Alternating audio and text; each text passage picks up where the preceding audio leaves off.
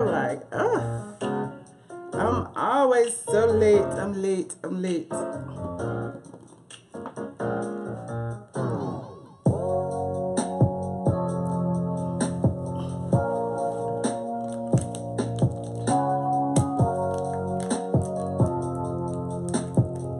Are y'all here? Is it just me? Oh Lord, I'm so late.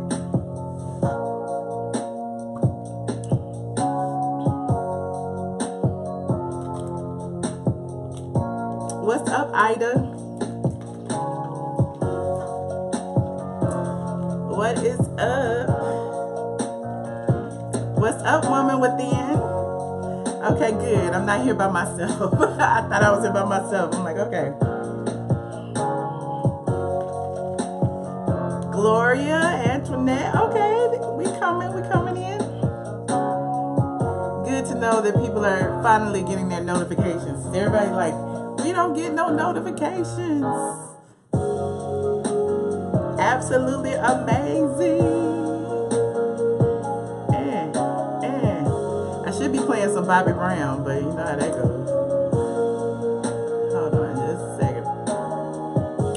Thank you guys for joining me. Kendra, Catrice, yes, Bingeworthy is in the house. Nene, Sandra, Jazzy Bell. Yes, Conscious Queen. The sun in my eyes right now. I don't know why. I thought I chose like a time when the sun will be going down. It's like 7. I try to avoid this corner while the sun going down. But hey, I got me some natural light today for at least the next 5-10 minutes.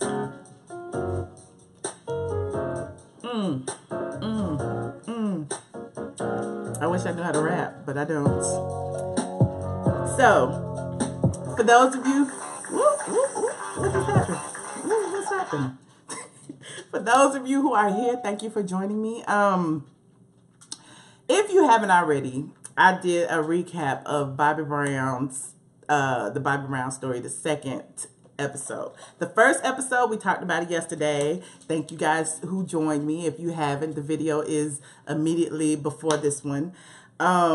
Yeah, you know, should I wait a few minutes till some more people get in the room? Let me see. Is Zill's in here yet?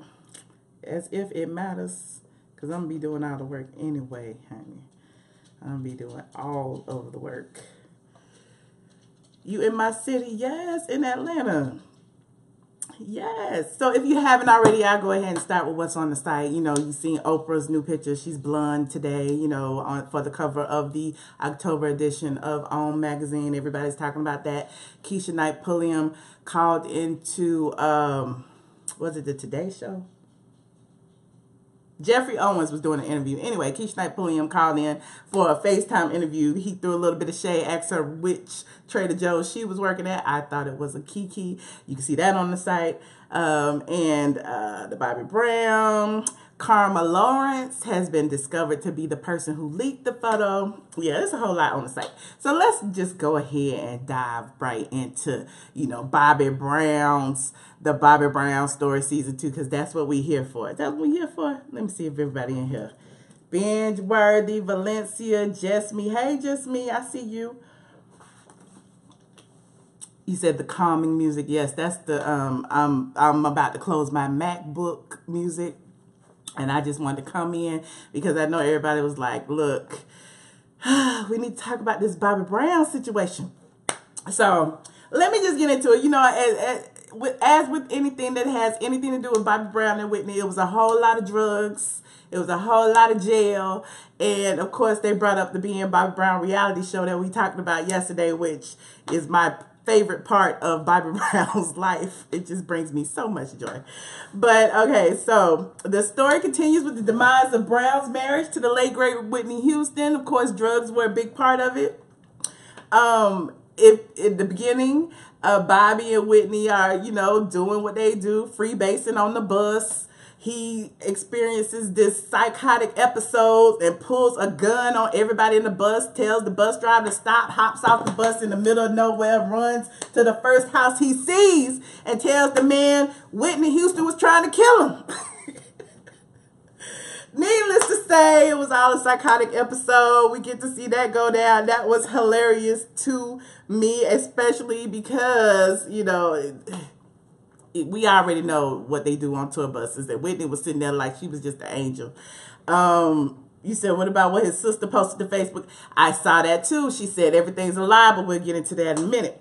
Bobbi had so many automobile wrecks. Did you notice that? Like each and every time Bobbi got a problem with the police, it had something to do with a car.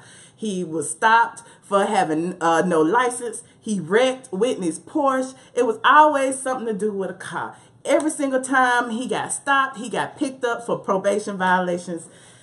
Yeah, so, you know, Bobbi spent a lot of time in jail, which, as we said yesterday, was kind of a good thing for Bobbi because it gave him time to cleanse his system and detox. So the time spent in prison or in jail or whatever incarceration he was at the time, you know, got him away from, at least as far as Bobbi's side of the story, it got him away from the toxicity that was Whitney and, you know, all of the drug uses going on. But, of course, when he would tell Whitney he didn't want to do drugs no more, what did Whitney say? It's my money. I can do what I want. Y'all heard that before? We was talking about that the other day when we was talking about Candy and Todd. That's how a lot of y'all women think. And then go get mad when the man leave you for somebody else. But we ain't going to go there. I'm diverting. I'm getting off the subject. But basically, Whitney was the breadwinner. You know, after all of the trouble Bobbi was getting into, we all was there. We saw it all go down. We saw Bobbi getting arrested 20 gazillion times. Oops, I've dropped the Mevo. I'm sorry. We saw Bobbi getting arrested. His income was suffering because of it. And Whitney, you know, was the superstar. She was the breadwinner. But Bobbi was telling her, right, it was time to let go of the drugs. It was time to just, you know, get clean for the family. Poor little Bobbi Kristina was upstairs listening to them argue all the time. And hell, God only knows where she was while they was freebasing for days at a time. Who knows? In the midst of them pulling the all-nighter, Bobbi Brown had a seizure, which, you know, the news is varied on that. Like the media, they told the media at the time it was a seizure, but the doctors said that it was drug induced. You know, they were doing heroin, they were doing coke, they were doing weed, they were doing alcohol. I mean, I don't know what drug they weren't doing. I guess that would be the better question. Lisa said, no matter what he says, I will never forget. Whitney said he spit on her on Oprah. Oh, God. Whitney said a lot of things, but Whitney was no angel. We know that Whitney was no angel. So whatever Whitney was doing, Bobbi was doing, and whatever Bobbi was doing, Whitney was doing. It was a toxic relationship. So I don't feel like either one of them gets a pass. Neither one. But at least we see, and, you know, unfortunately, one lived and one didn't, but we see who, you know, attempted to get clean time and time and time again. You know, everybody wants to, oh yeah, we can talk about the crack is whack. The Diane Sawyer interview. Bobbi was just getting out of jail. One of the many times he was getting out of jail, he comes home, Robin's there telling him that Whitney is in there doing the interview. He didn't know. He barged in during the interview. He's sitting there with Diane Sawyer stuttering, talking about they don't do coke. Whitney saying crack is whack. It's the infamous interview that we've all seen, and we all looked at them and said, them two are the biggest crackheads that we know. Like, how could they have ever done this interview? Like, what would have done this? And so now we see the kind of background that was going on. Bobbi was like, we never should have done the interview. Why didn't you tell me we was doing the interview? Somebody should have did something. And Whitney was like, look, I run this, again, this is my house, my money. I got to do this for my album. Who else is going to pay these bills? So there was another situation. You said he got clean from drugs, but not alcohol at the time. Yeah. Whitney used to tear interviews up. Child. While he was in jail, the third time when he got stopped for a suspended license, while he was in jail, Tommy came and tried to convince him to do a reality show. Because at the time, who had a reality show? Everybody had a reality show. Diddy had a reality show. What was it? Making the Band was probably out back then. The Real World was probably out back then. Everybody, Ron's House was out back then. Everybody had a reality show. So, you know, what better way to come up off some quick cash than to hit up Bravo and B, being Bobbi Brown. At the time, Bobbi was like, Whitney will never sign off on this. I know it, I know it, I know it. Tama was like, she ain't got to sign off. This is your show. Your show only is about you. If she want to make some appearances, cool. You know, let Whitney have a walk-on every now and then. But we all know that wasn't going to happen. Whitney was jealous. Whitney was, from what I saw of the show, she was kind of consumed with the tabloids. Like every single time, look what they're saying about me. What about my career? They're calling me this. They're saying this. And so as Bobbi got on the show to quote unquote improve his image or, you know, give him a way back, well, I guess Whitney felt, you know, I need to be on here too because this is my husband. And, you know, I don't want anybody to think that he's embarrassed of me because if I'm not on here, that's what the tabloid's going to say. So here come Whitney with her crooked wig, held to the gnaw. My favorite meme in life, hell to the gnaw. You know, Bobbi digging dookie bubbles out of her butt. All kind of stuff went on that show. And I guess we can thank Bravo and Phaedra Parks and everybody else for giving us being Bobbi Brown. So if you ever have a chance to watch it, please dig it up and watch it. It was some of the greatest reality television moments ever. But again, I digress. Y'all know she had a crooked wig on. And I got to give props to, what's the two people name? Woody and the girl. What's the girl's name? Gabrielle, blah, blah, blah, something or another. Don't even let me get it wrong. Hold on. Let me look it up. Gabrielle Dennis. Woody McClain and Gabrielle Dennis. Because they did such a great job when they was in the damn gift shop. They got it on point. Like, that is the exact same thing that Whitney and Bobbi did. Bobbi had the t-shirt with the tag hanging off the back. Whitney picking up stuff. Bobbi putting hemorrhoid cream, you know, below his eyes. The clerk store was looking at them like, these are the two craziest fools I have ever seen. If I recall correctly, it was filmed in Atlanta at like the Four Seasons or something. Because they probably didn't want it, you know, to film it in their drug and, you know, infested house. So they rented a hotel room to film it. So that's a whole nother story. It was a great scene. Let me see. Hold on. Bobbi Kristina. Remember fat little Bobbi Kristina at the time? We didn't really see much of her. We did see Bobbi Kristina and we saw Bobby Jr. And we did see La Princia on being Bobbi Brown, but that's a whole nother story. Let me think. What else is going on? Alicia and Bobbi. We find out that Alicia and Bobbi have like a long history. Alicia used to, I guess, either dated or whatever Teddy Riley. Like I told you yesterday, she was in the Rex and Effects video as the saxophone girl. And during one of the scenes, he sees Alicia backstage and, you know, they exchange numbers and everything. And he asked her about Teddy. And she was like, I haven't seen Teddy in 10 years or whatever. So I don't know if that meant, you know, they was dating or whatever. But apparently, you know, Bobbi had eyes for Alicia. Right after, I'm skipping some parts, but right after the whole reality show thing when everybody in the news was saying this is the, what did the news say? And I wrote it down. She said, because Whitney was on them tabloids. She was like, it was the show was the most disgusting series that ever made its way to television. That's what the tabloids were saying about being Bobbi Brown. Whitney got so upset or whatever that, you know, she left Bobbi right after that and took Bobbi Kristina to LA to apparently go to rehab and work on her album. And that's when Bobbi packed his stuff and went to LA, you know, to follow his family. And that's when he set up shows. He met Alicia backstage, and that's what we got. So Alicia and Bobbi exchanged numbers. That was interesting to see how their romance kind of blossomed. She was at the time managing Macy Gray and I can't remember who else, but she was in artist management. Bobbi asked her to manage him, even though his brother was back on board managing him, and he never like went and told his brother, "Hey, I want Alicia to do it." At least, you know, according to Bobbi and according to this BET movie. Alicia was doing all this work And Bobby's brother was still thinking he was the manager. And so finally, I guess they had a conversation, and the brother saw through it. The brother know his brother better than everybody else. So Bobby was probably like, she could do whatever she want to do because I just want to hit that. Or whatever the case may be. But, you know, they managed to, you know, make amends or whatever.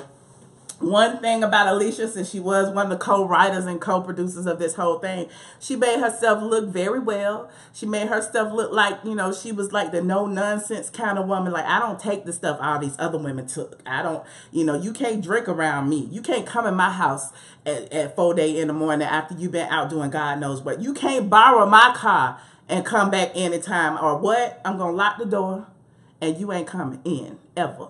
So, you know, again, that's what they made her look like. But, you know, while she was that no-nonsense type of person, not taking no shit off of Bobby, she was also, you know, kicking it with this married man because the divorce wasn't final yet. Like, technically, he had just got served with divorce papers on the day in the show, on the day he borrowed her car. And that's why he didn't bring his, you know, went out and got drunk and felt some kind of way because he had got served with divorce papers.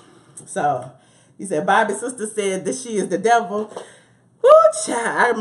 Let me read what Bobby's sister said, honey, because I sure was going to do that post tomorrow. Hold on. Let me pull it up, child. Let me pull it up. Hold on. You know, Leola be on it. Leola be dragging Pat. She be dragging everybody. So I don't know if I want to believe Leola, but, you know, it is what it is. Hold on. It's right here. I thought I saved it on my phone.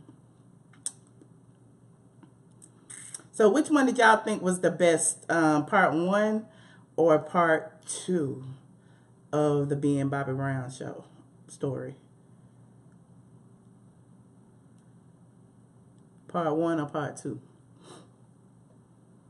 You said Whitney probably divorced Bobby because he was dating Alicia. Well, I mean, let Bobby tell it. Whitney left him.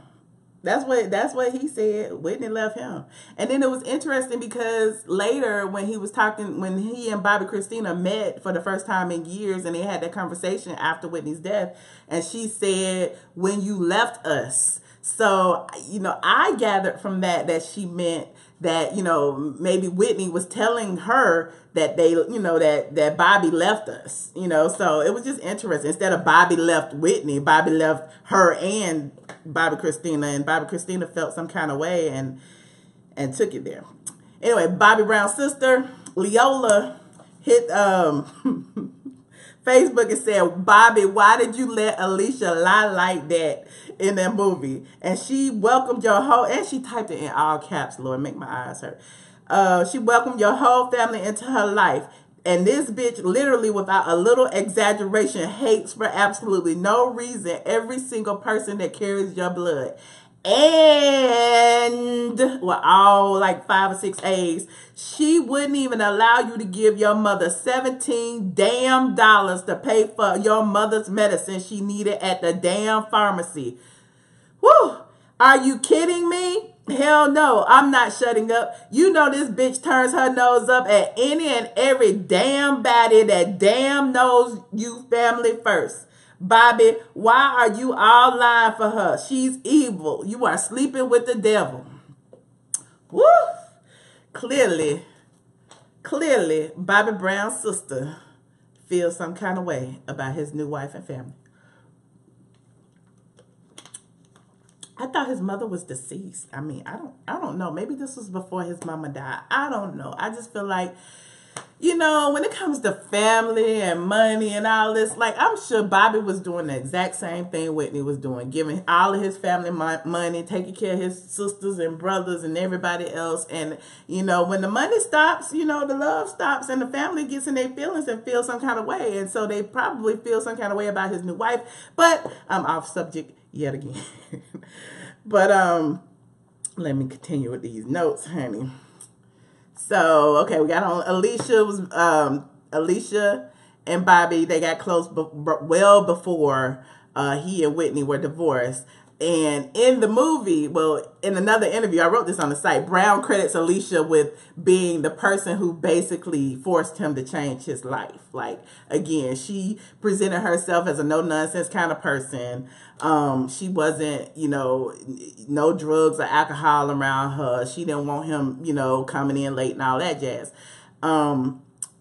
He also said in one interview, you can't do anything without God. You can't wake up in the morning. You can't go to sleep. And if you're going to go to sleep with the right person, then you're going to wake up in the right frame of mind, and that's God's light. So he credits her with giving him the faith and all of that stuff to change his life.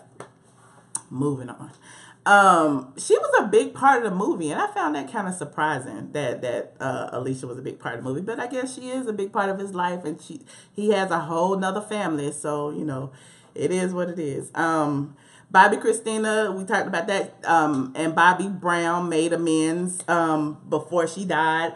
We all know what happened when Whitney died and how. Let me back up. Let me go back to when Bobby's mom died and Whitney brought Bobbi Kristina to the funeral and he was with Alicia. I found it interesting. Bobby and Alicia were sitting behind his dad and the family, and Whitney walks in. They say hey to Bobby. They ignore Alicia and they go and sit on the front row with the family. With the family, and then Whitney looking back in the movie. This is in the movie. We don't know what happened in real life, but Whitney looking back at Alicia and stuff. So it was insinuating that she was a bit jealous of their relationship.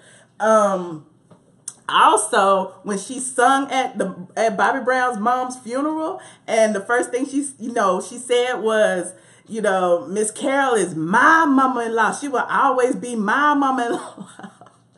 While Bobby sitting there with his new wife, like, I'm just like, whoo. And then she sang, of course, you know, she has the gift. So, you know, she sang at Bobby's mom's funeral. And it just seemed a little, you know, like she was, you know, throwing daggers at the new lady in Bobby's life. So I thought that was interesting. After Whitney's death, in the movie, I guess like 2 years passed before Bobbi and Bobbi Kristina actually even had a conversation and made amends, and they met at this restaurant and apologized. And it's crazy because I was blogging back then and I did a blog about that.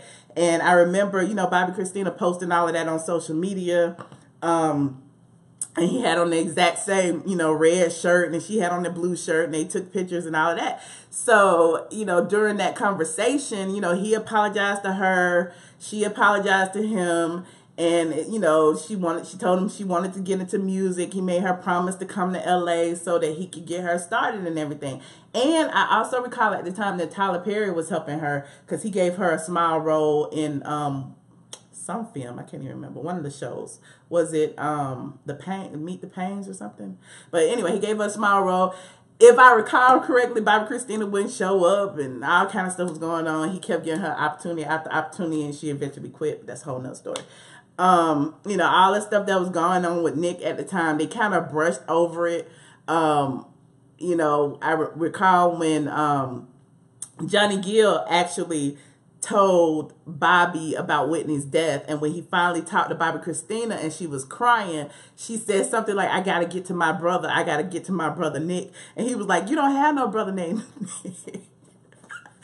And you know what's fun? And you know, it's hilarious to me. I'm old too. I feel so old because, like I always say, I've been blogging for 10 years. I was blogging each and everything that happened. I was blogging when Bobbi Kristina was wrecking cars, when her and Nick first got together, when they were being spotted around town hugging and kissing. And I used to always call him her brother hubby. And people would get, the Whitney Houston fans would get so pissed off at me. That is not her boyfriend, her brother boyfriend. I used to call him her brother boo, and then when they were pretending to be married, I called him her brother hubby. And they would get on my case so bad. You're such a hater. You're calling him. He's not her husband. He's not her boo. That's her brother. Whitney adopted him. No, honey, we know they be everywhere together, hugging and kissing, and at the movies and at the like. We used to see them all the time. So when I would write about it, it was always an issue. So hindsight is always 2020. It was just hilarious to me. But anyway, you know, Bobby, they showed a scene where Bobby was talking to everybody, and he was like, he knew that after, you know, Bobbi Kristina got into her coma and her situation, Bobby came in let me go back. When she was in the hospital, did anybody pay attention to Pat Houston, the actress that played Pat Houston? I personally thought it was so much shade. Like, I'm like, and no shade to the actress that played her, but they found the ugliest actress with the ugliest wig. I'm like, we all know that Bobby and them don't like Pat Houston, but they put that old lady. They put that old lady with that crooked wig sitting in the corner, and he told her to shut up. I'm her father. And you saw her with them big eyes looking. It's like, y'all so wrong for doing Pat Houston like that. I want y'all to go back and just to look at that one scene and look at Pat Houston. Y'all like, nobody like, you thought that was Sissy? Okay, but it could have been, well, I don't think it was, you thought that was Sissy? I thought that was Pat. I don't know. Where's Nick? I don't know where Nick is, but I know, you know, they didn't want to give him no play in this movie, clearly. Bobby was, you know, we did get to see Bobby accuse him of everything, like pointing the finger, like Nick was there when Whitney died. Nick was there when Bobbi Kristina died. I feel like, you know, he got something to do with the whole situation. It was interesting. So, those are my notes. You said it was Sissy. Damn it! Damn it, you just messed up my funny moment. Now it ain't funny no more. Now I gotta go back, Kimmy, and look. Y'all say it was Sissy. I want to hear what y'all thought about the second half of the Bobby Brown story part 1. Hold on, let me get in the call thingy-jiggy. Because I really got my life on the Bobbi Brown story. I cannot believe it. It was really good to me. The phone number is the same. Zills, can you put the phone number in there? 646-224-5980. PIN number is 840-3583. Please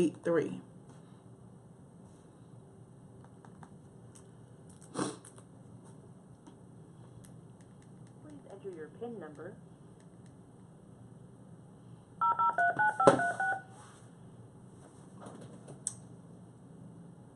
Thank you. Joining the conference now. You are currently the only person in this conference. I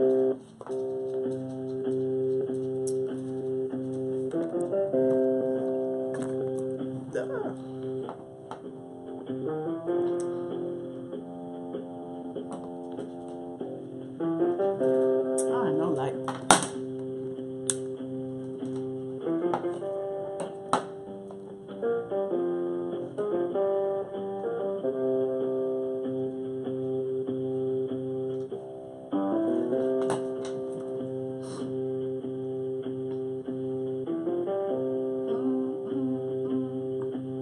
Hold on just a second. Let me get in the conference call thing.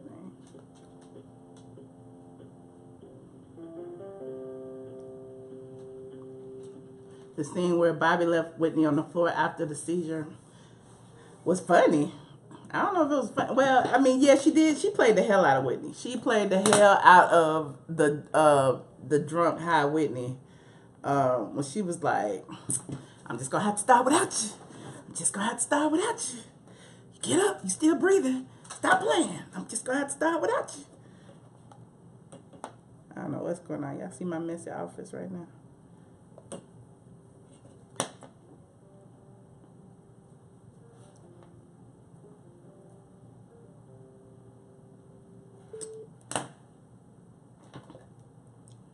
Caller 3389, you're on the phone. You're on the line. Hey, Michelle, I'm finally out here. This is Bridget from the chat. Yes, Bridget. How you doing, girl? I'm like, everybody must be sitting in traffic today. Where y'all at? Well, I just got home. I got my little drinky drink.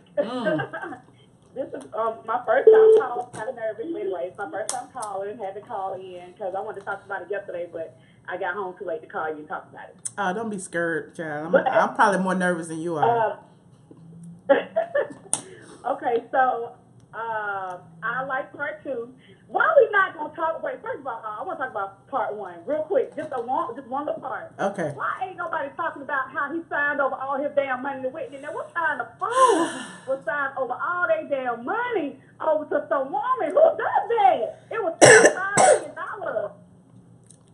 Did we not? Are we going to let that slide through the cracks that he forked over $25 million? I mean, that's what he's saying. Do you believe he signed? Well, I mean, yeah, I remember that. I remember that scene. And I believe, what fool would tell that? That's like me, you know what I'm saying? Right. I do believe it. Right. Yeah, what fool would, and I'm pretty sure his daughter can testify to that. Well, but did he sign all his money over to her, or he just put all his assets in her name? That's different because, Go ahead. Well, the way Tommy was, Makai Pfeiffer, however whatever, they was like, are you sure you won't have nothing? They was like, all your money is going to her company. It's going into her. Right. Like, you ain't going to have nothing. They was basically trying to say, look, let's hold something back for a rainy day. But at the time, they were spending so much money, and she probably had so much more than him. I think he probably just didn't care because I don't know. It's interesting, very interesting. But think about it, they spent all of it. They spent all of it, hers and his, on drugs and whatever else. So despite the fact that he signed all his money over, they spent just that much on drugs and stuff.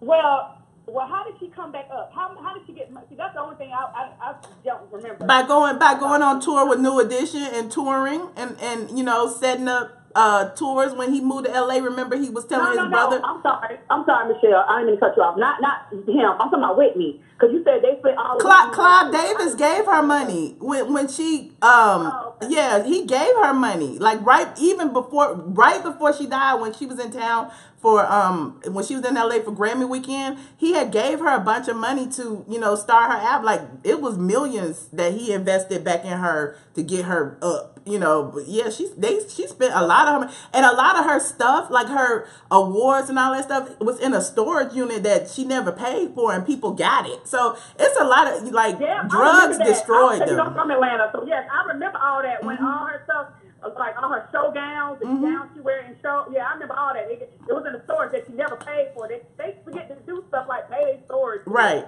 Pay his like if that $25 million of his before he gave it up all to Whitney. He should at least pay his mom and daddy's house off that he had. You know what I'm saying? He should have paid it, so they would have some place to stay. But think about it, they were just too involved in each other and in drugs. I feel like whoever was around them got rich. The drug man got rich. The families got rich. Where Pat and Gary's money come from? You know what I'm saying? A lot of them still have money today. Where it come from? And so. They were saying, Whitney's dad was her accountant, and he took a lot of the money. So there was a lot of stuff going on with them. So it's interesting. Okay, so I'm sorry about that. I had to go back to that. Because I was just like, oh my God, that's crazy. Yeah. And then, okay, so you said something yesterday about Phaedra taking it to Bravo. Mm-hmm. Well, what about Tracy? Who was the executive producer, Tracy and her partner, who was the executive producer of being Bobbi Brown. Did they go through Phaedra? Because I asked them today. I was like, did y'all go through Phaedra to take it to being Bobbi Brown? I don't know. I just remember that Phaedra had a big hand in that. So I don't know. It's interesting. Okay. All right, so I'm off of that. Okay, I'll get off this part one. All right, now part two. Part two was sad. To be honest, I mean that was real sad. And yes, that did look like fishy. But at one point, when they first went into the hospital, I thought it was Pat. I was gonna say, oh, they straight. I was like, oh, they made her like a old lady. Right. I'm like, dang, now I gotta go back and watch it. Go back. It's on now. Mm-hmm. It's on now. But the part two is coming back on. It's also It's also on the site, so you can watch the full episode right now on straightfromtheA.com. Okay, cool. I will do that. But yeah, they did kind of shade her on that. Also, I was on Facebook yesterday having a fit. I was like, oh my God, Alicia was Eddie's girl. Because the thing about it was, even though Alicia was placed in different spots in the movie, she never acted girl, she worked for the record label. Right. You know what I mean? Right. She, Right. when I think she was. If you remember, You know, a lot of them women. You know. Go ahead. I'm sorry. Go ahead. No, go ahead. Go ahead.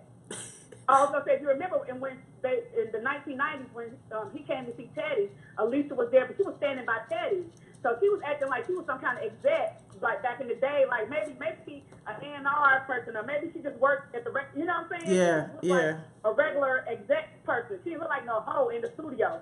She had on a jacket, you know what I'm saying? She looked like no hoe in the studio. Well, look, that's how Usher met his new wife too. Usher's new wife was around when he was married, so you know, stuff happens. No, yeah. I agree with you. I was just saying she didn't look like her and Bobby had something going on back then. Is what I'm saying, because you said something to that effect yesterday. Right. They might have had something going on. I don't think so. I believe that was actually Teddy girl. Okay. And you know what I'm saying? And like, he was in the rump, take a video. Maybe he said, "Oh, you look good." Maybe get in the rump, take a video. Right. You know, whatever. Right. Well, thank you. Yeah, but you're right. Usher's. Mm-hmm. I was about to say thank you for calling. You know, I got a whole bunch of calls on the line this time. I would let you keep going, but okay, my bad. Okay, that's me up in the comments. Shoot, I'm sorry, y'all. I'm gonna go Gadget Bridget. So bye, y'all. Thank you. Bye. Ooh, yeah. We got a lot of calls this time, y'all. So I'm gonna have to keep y'all like short a little bit. Hello, 3145. You're on the line. Hello. Hello. Hi. Is this me? Yes. Who am I speaking with? I wasn't going to jump in, but I just had to because I didn't watch the movie. But, girl, you was up here narrating this thing. I'm like, okay, she making me get into it because I was watching my Cowboys and listening to y'all. But what about her dad and all of this when that was going on? Because they said that Whitney was suing her father that he had ripped her off, and it was a whole lot of stuff she was going through. Do you also think that had a lot to do with her using drugs before she even met Bobby, with all of the molestation and all the stuff we finding out now that she went through or whatever? Well, maybe. You know? I'm sure they both experienced a lot of trauma growing up. Like, even Bobby talked about how he saw, you know, one of his best friends stabbed right in front of him and died right in front of him. So I'm sure they, you know, both experienced a lot of trauma. Who knows what sparked them into being drug addicts. But okay, look how Whitney's family is more like the Christian, it's all this strict, whatever. And she kept, like, everything. It was not, you know, it's like she couldn't talk about, like, Bobby was more free to be able to say whatever. Whitney had to hold up this certain type of image. She couldn't even come clean with her own self. It's one thing I always say, if somebody else lie on me, but I'm not going to lie to myself. And it's like, she bore that cross, a lot of stuff that was going on right within her own family. And look how her mom is like stone-faced with everything, and like she's straight in denial, and she know all the funk that was going on with that girl. True.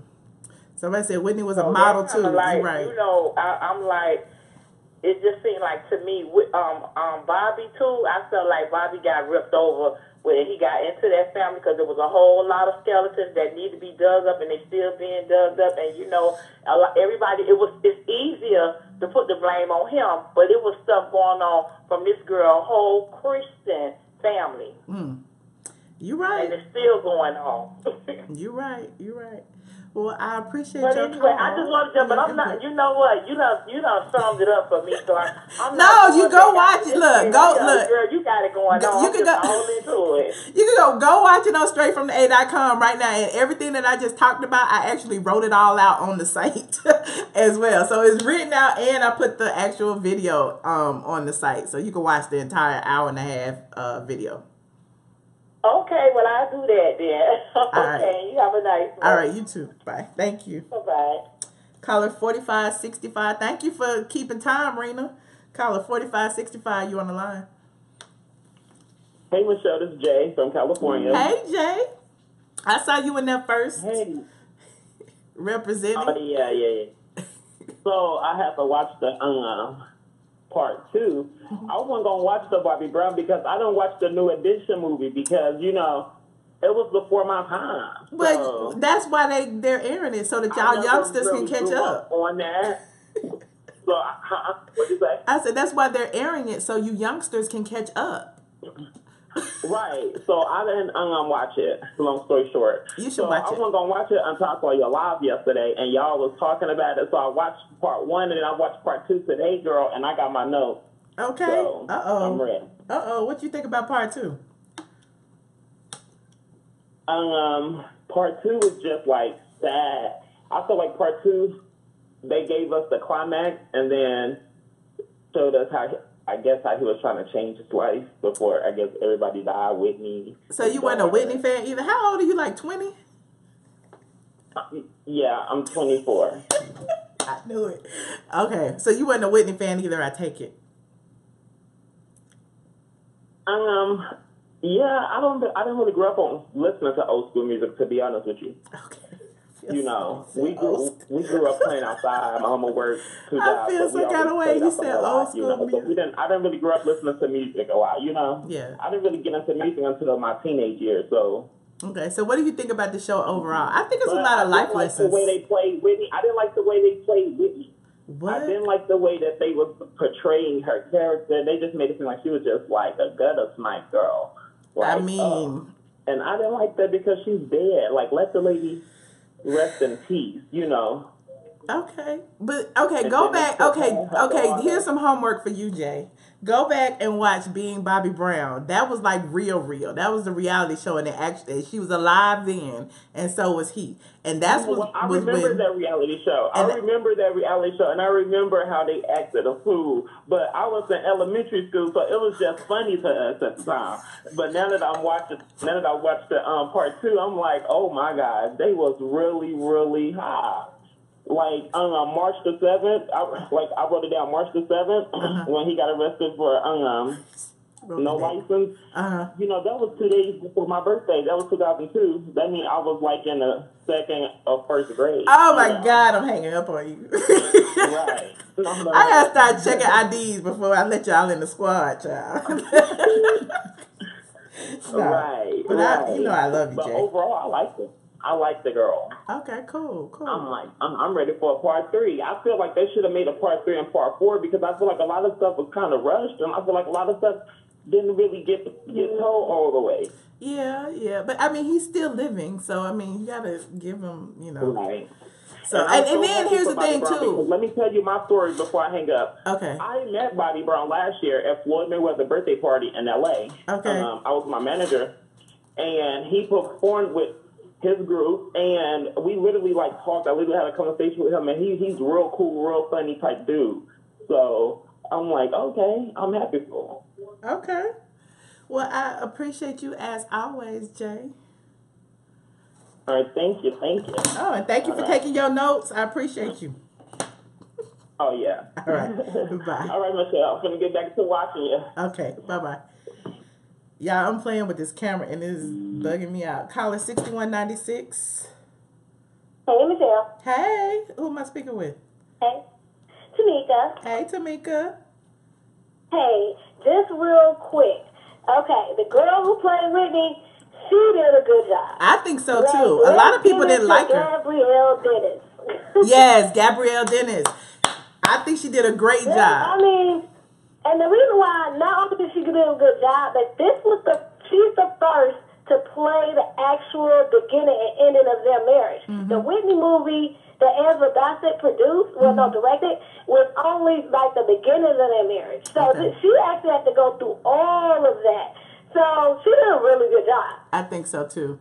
And she had her mannerism down, and her, the little nervous tics and stuff. She had everything. I was like, okay. And, her little fast talking, she had it. She really did. Yes, she did. And she did it well. So I had to say that before I say this. Okay. The only thing I didn't like, and my little sister, who she's like 27, and she grew up on being Bobbi Brown and all this other stuff.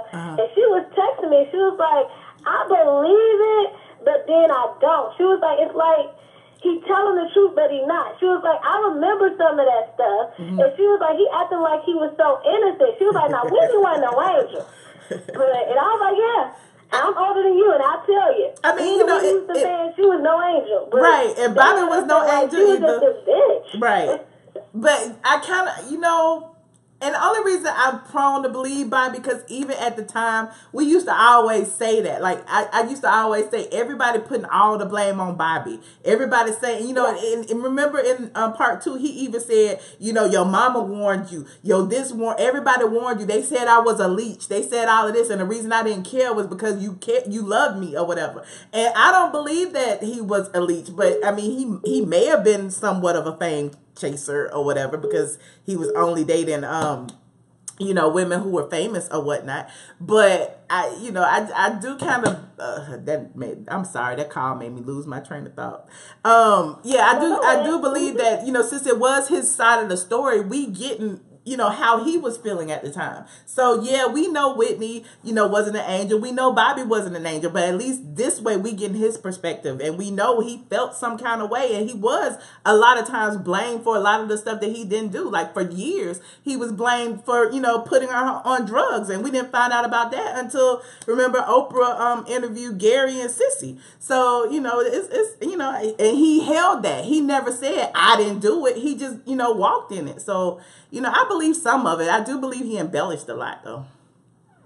Oh yeah, I believe a lot of it. I mean, she was no angel. It was just this little stuff that was really irking me. Yeah. Just like, okay, yeah, she had her ways, and yeah, she liked her drugs, but it was like, okay, she also had a family aspect to her. Like, yeah, she had her drugs, but even on being Bobbi Brown, everybody want to talk about that. But what did you see? Them with their kids. Right. You know what I'm saying? And even Bobbi Kristina said that Houston's on her own when she was talking to the spiritual leader, and they was looking at that picture. And she was like, remember, you was going through stuff then, too, and you were strong. She was like, yeah, but I was going through stuff, but it was different, which means we were a family. Yeah, we were crazy. Right. We might have been messed up, but we were all together. Right.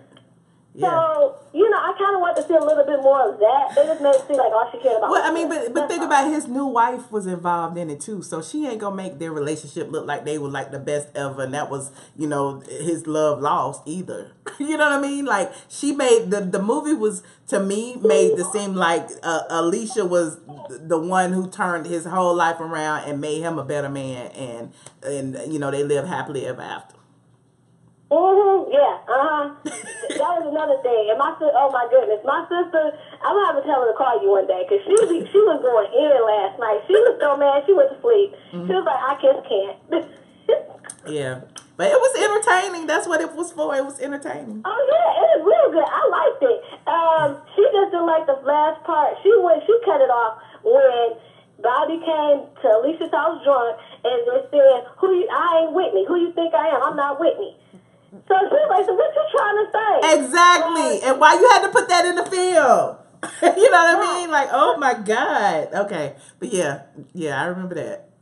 But thank you so much for after calling. that, she was like, no, I'm done. But okay, I'm going to let everybody else get on the line and speak their piece. Hey, everybody. Bye. All right. Thanks, Tamika. Bye-bye. Bye. Caller 6367. Hi, Michelle. This is Leola. Miami's playing. How are you? Hey, Leona. How you doing, girl? I'm at work, of course, but I got my good set of headphones, so I ain't got to worry about the phone hanging up. Yes. So what you think about this part 2, Bobbi Brown, being Bobbi Brown? First, I got to check your ID. You are over 25, aren't you? I'm almost 40. I mean, I gotta check it. You know, Jay made me feel some kind of way. I gotta start checking IDs when y'all enter the room, so I know who I'm talking to and how to address y'all. Now, you know, I ain't gonna assume that everybody. You can check out my page. I'm on your page, so yeah. Okay. I have a couple of things to say. I'm gonna try to say it real quickly. First of all, I hate that I missed your live. Yesterday. When it comes to part 1. Yeah, I didn't know. Okay. Because I had some stuff, you know, that our kids went back to school this week, so I was kind of occupied with that. But in my opinion of the whole thing, when it comes to part 1, I really didn't like part 1. It was kind of slow and it jumped all over the place. In my opinion, I feel like Bobby should have had a actual movie. And the reason why I feel like that is because of the fact I read Bobby's book when it first came out. I think it was 2016. That book was so good. And I am the type of person that read a lot of books, period, but a lot on musical figures. And he actually, because I actually listened to the audio, he narrated his own book. That book was so good, Michelle. I listened to that book maybe like 7 times. What? That's how good that book. I keep telling. I have been at everybody's comments telling people, like, if y'all have not read or listened to that book, y'all need to get that book. That is still at my top favorite book as far as musical people. And like I said, I read a lot. It's still my top one after the years that he has put it out. And the reason why I stress that people should read that book is because for some of the people who were blamed about for a lot of things, it would actually change your perspective. Because when he first came out with the book, which I feel like he should have waited to release the book around his movie, but when he first came out with the book, it was a guy that also, you know, felt like a lot of people felt like everything was Bobby's fault. And Bobby was on TD Jakes, is on YouTube. And after that guy read that book, he wrote to TD Jakes and asked could he personally apologize to Bobby Brown after reading his book. Oh, wow. And the guy went on there and apologized to Bobby, and Bobby just broke down crying. Oh, wow. Okay. That book was that good. Some key parts. When Bobby and Whitney first got together, Bobby actually had more money than Whitney. Like one of the other callers had brought up. Also, he lost a lot of his money when he signed everything with her. At the time, that's when her father and the family was taking care of the money. So Bobby also lost a lot of his money because of what the father and the different families was doing and and Whitney's company, which remember. They said that all turned to a loss to everything. Yeah. We talked about this one time to where Whitney because Whitney used to get high with one of Bobby's sisters. Okay. Not Leola, but the other one. And one time, she took Whitney to the bank, and Whitney had no money in her account, and she said Whitney acted a goddamn fool because she couldn't believe that there was no money in her account, and that's when